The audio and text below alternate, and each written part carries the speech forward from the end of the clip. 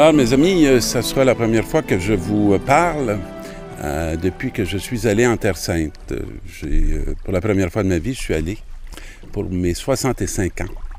Alors, c'est un voyage qui m'a été offert et que j'ai accueilli avec joie. Et le texte aujourd'hui qu'on va aborder est un texte qui est souvent appelé la profession de foi de Pierre. Alors, c'est un lieu où on s'est rendu et on a décidé aussi aujourd'hui de le faire non pas sur la mer de Tibériade, mais sur un lac, le lac Bel-Air, qui est dans la région de Jersey, tout près du sanctuaire Méréen des Cœurs, un très bel endroit où on était venu d'ailleurs l'an dernier. Et ce texte-là, on l'a à l'occasion de la fête de Pierre et de Paul. Et c'est donc l'année, cette fête-là, pour moi, rappelle mon ordination au diaconat. Alors, il y a beaucoup de choses qui sont liées à cette parole pour moi aujourd'hui.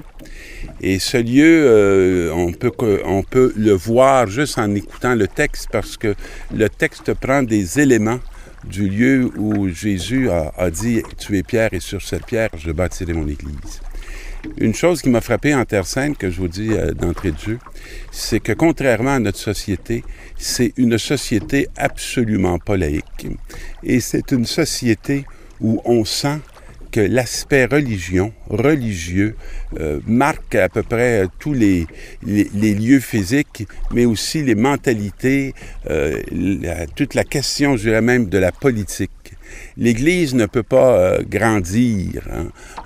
C'est un corps social qui ne peut pas être absolument détaché de la réalité sociale dans laquelle elle se retrouve. Et on sait que c'est le lieu des trois grandes religions monothéistes. Alors on sent beaucoup ça, puis on le sent aussi dans le premier texte qui nous est proposé et qui nous dit que le roi Hérode Agrippa va se mettre à maltraiter certains membres de l'Église et que c'est très bien vu par les Juifs qui ont des difficultés avec le christianisme qui est naissant. Le roi vient de faire tuer Jacques, le frère de Jean, et ça l'a beaucoup plu aux Juifs. Et donc, c'est une façon pour le roi d'aller chercher la faveur de ce peuple qui n'est pas facile à gouverner.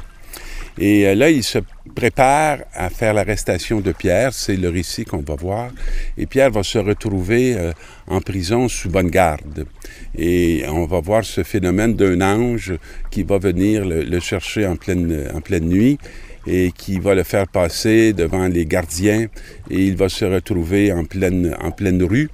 Et lui, il croyait tout ce temps-là qu'il avait une vision, mais il va découvrir que ce n'était pas une vision, c'était la réalité.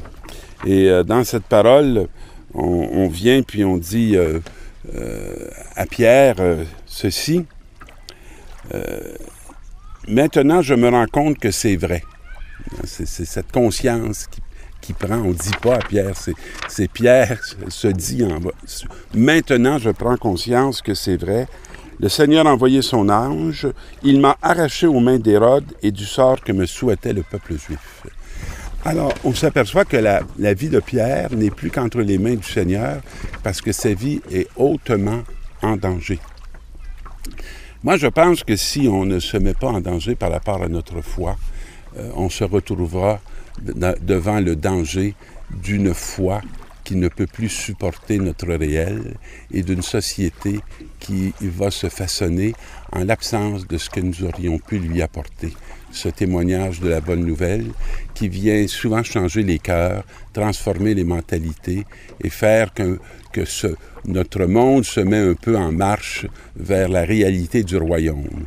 Lorsqu'on se distance de la réalité du royaume, on s'approche souvent de la domination qui vient non plus, je dirais, épanouir l'humanité, mais la déshumaniser et d'en faire un lieu de lutte, de combat, de pouvoir et de force souvent qui sont obscures. On voit dans la deuxième parole, c'est Paul au soir de sa vie, qui dit qu'il est très heureux maintenant que son départ est venu, de voir qu'il est allé jusqu'au bout de la course. Alors, c'est encore la même réalité qui se redit dans d'autres mots à partir d'une autre personne. Il est heureux d'avoir mené le bon combat. Et sa certitude, on la voit à lui aussi, j'ai échappé à la gueule du lion. Le Seigneur me fera encore échapper à tout ce qu'on fait pour me nuire. Il me sauvera et me fera entrer au ciel dans son royaume. Alors, il y a une absence d'orgueil. Paul est très conscient que ce n'est pas lui et que sa vie dépend du Christ, dépend de Dieu. Et c'est le défi des baptisés. C'est la vérité, c'est la réalité. Cette réalité-là, elle n'est pas facile pour nous d'habiter. Et dans l'Évangile, je vous disais que je suis allé sur les lieux. Et ce que je me souviens très bien de ce lieu-là, on est devant une montagne, il y a une immense grotte creusée et tout est en pierre, tout est en roche. Il y a une verdure qui est autour parce qu'on est sur élevé, on est élevé. Et quand on dit, et Jésus pose la question, au dire des gens qui est le Fils de l'homme? Et vous voyez comment ce monde-là a des références religieuses.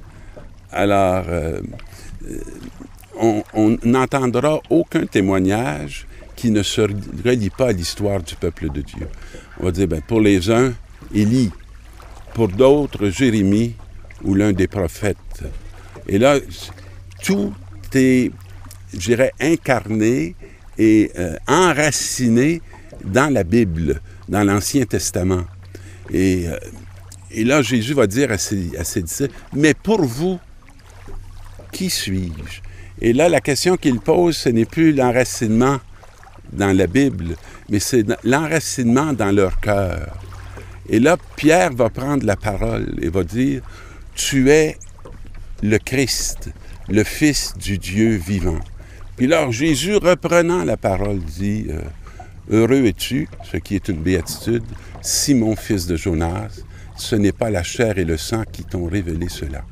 Alors, ce n'est pas la dimension horizontale, ce n'est pas tes émotions, ce n'est pas... c'est une relation profonde que tu as et que tu as avec le Père. Et là, Jésus va lui dire...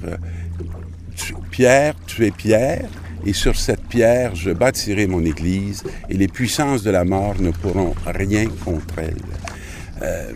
Donc, la pierre, c'est la relation avec Dieu. Et c'est ça l'assise, c'est ça la force. Et cette force-là n'enlève pas la fragilité, la vulnérabilité de l'être humain. Mais cette force-là, elle va être capable de s'affirmer à travers cette vulnérabilité. Et Pierre, qui va comprendre, ou plus ou moins, ce qu'est en train de dire Jésus, va recevoir une confirmation.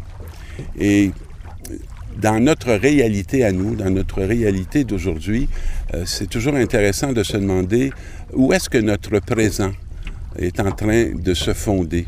Parce qu'on est toujours fondé sur quelqu'un ou sur quelque chose. Jésus est toujours fondé sur son Père. Il est fondé dans une relation qui fait de lui un sujet. Et même si sa chair va être livrée et donnée, il n'est pas un homme, je dirais, qui est un objet. Mais il est vraiment un sujet capable de s'offrir. Alors, et le pouvoir qu'il reçoit est un pouvoir de lier et de délier. Lié à la vie et délié de la mort. Ce qui est la mission de chaque jour. Est-ce que notre société est une société qui favorise ce lien avec la vie et nous affranchit de la mort? Je crois qu'elle ne l'est pas, parce qu'elle a vraiment besoin d'un souffle, d'un esprit, et d'être capable de regarder les hommes et les femmes comme des sujets et non comme des objets. Nous avons beaucoup de route à faire pour nous fonder sur une relation qui fait de nous des êtres uniques, appelés à transformer le monde. Bonne semaine!